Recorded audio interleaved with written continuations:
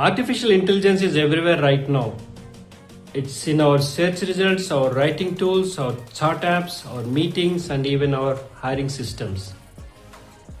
So here is the big question. Is AI coming for your job? Or is it actually going to make your job better? That's what we are breaking down today. And before you assume this is just another fear-driven headline, the data tells a much more interesting story. Here is the part that surprised me. Gallup found that only 18% of US workers believe AI or automation will eliminate their job in the next 5 years. That means most workers are not sitting there thinking, I'm about to be replaced.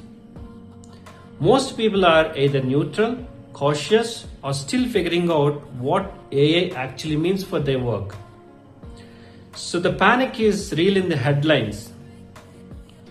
But in the workplace, the reality is a lot more nuanced. And here is why. AI adoption is already in the mainstream. Gallup reports that 50% of US employees now use AI at work at least occasionally. Not someday, not in the future, right now. Even more interesting, 13% use AI daily and 28% use it a few times a week. That means AI is no longer a side experiment. It's becoming part of everyday's work. And it's not just individuals trying it out on their own.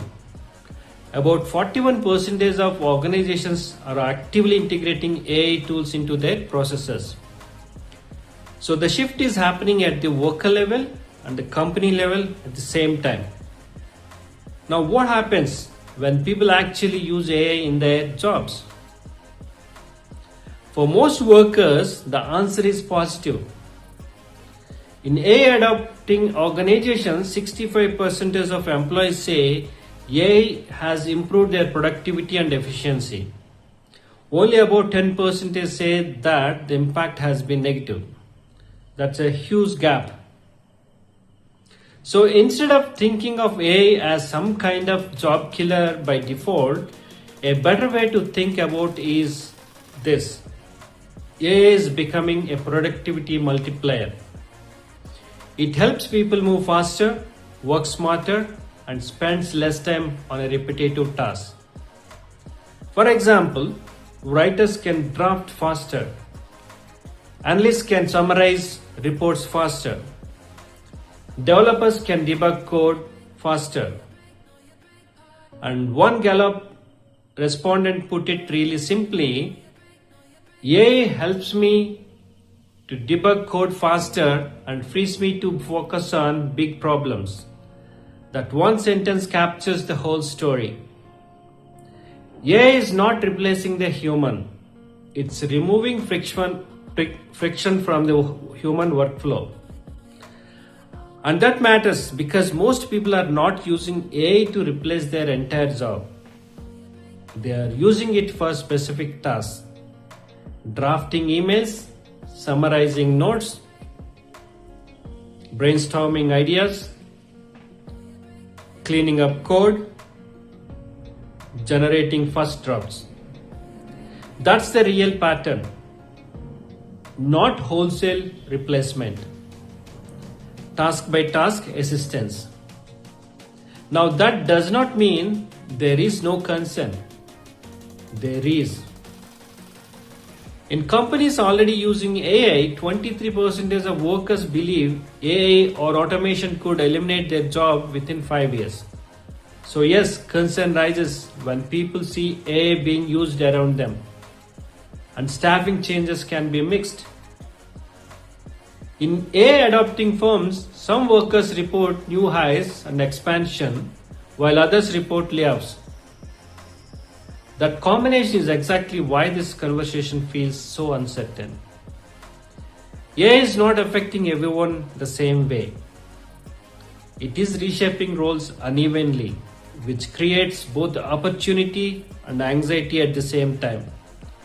But if we zoom out, the overall picture still leans towards augmentation, not replacement. The OECD found that 4 in 5 workers say AI improved their performance, and 3 in 5 say it increased their enjoyment of work. That's important because it shows that AI is not just making people faster. In many cases, it is making work feel better too. So the gap between public fear and workplace reality is huge. The hype says AI is here to eliminate humans. The data says AI is more often being used to support humans. That's the difference between replacement and augmentation. And honestly, that distinction matters more than almost anything else in this conversation. Because the real risk is not always losing your job to AI. Sometimes the bigger risk is losing your job to someone who knows how to use AI better than you do. That's the part people forget. Technology rarely removes the need for human judgment. What it usually does, it reward the people who adapt first. We saw this with spreadsheets. Accountants did not disappear, but the accountants who learned Excel moved ahead. The same thing is happening now with AI. So instead of asking, will AI take my job? A better question is, how do I become the person who knows how to work with AI? That is where upskilling comes in. The World Economic Forum says about 59% of the global workforce will need significant reskilling or upskilling by 2030. And 85% of employers plan to prioritize workforce upskilling. That is a massive signal. The future is not just about using AI. It's about learning how to use it well. So what should you do actually? Start with one AI tool that helps you work. If you write, use AI to draft and edit. If you code, use it to speed up debugging. If you work in marketing, use it for ideation and content outlines. If you work with data, use it to summarize and explore patterns. Don't try to learn everything at once. Just build confidence with one tool, one workflow. And keep an eye on new roles too. We're already seeing more demand for jobs like AI trainer, prompt engineer, and data annotator. Some tasks are disappearing, but new value-driven roles are also emerging. So here is the bottom line. AI is changing work fast. But for most people, the data says this is more about augmentation than replacement. The fear is understandable, but the reality is more useful than the headlines suggest. AI can absolutely reshape jobs. It can automate repetitive work. It can speed up decision making. And it can help people do more with less effort. But it still needs human creativity, human judgment, human leadership, human taste, human responsibility. So the winning formula is not AI instead of people. It's people who know how to use AI well. That's the real future of work. If you're already using AI at work, I want to hear from you.